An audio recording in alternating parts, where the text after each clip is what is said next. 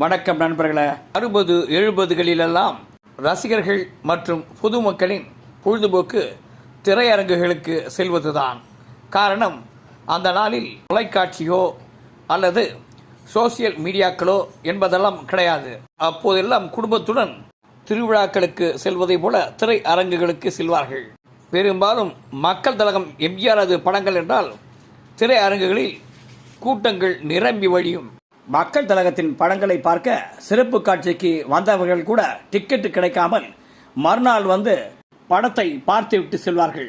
காரணம், அந்த அளவுக்கு மக்கள் திலகம் படங்கள் எல்லாம் ரசிகர்கள் மத்தியில் நல்ல வரவேற்பை பெற்றிருந்தது. ஒரு திரையரங்கில் மக்கள் திலகத்தின் படம் வெளியாகிறது என்று வைத்துக் கொண்டால் ரசிகர்கள் கொடிகளை கட்டியும் தோரணங்களை கட்டியும் தங்களது மகிழ்ச்சியை ஆரவாரமாக வெளிப்படுத்துவார்கள். நன்றி, வணக்கம்.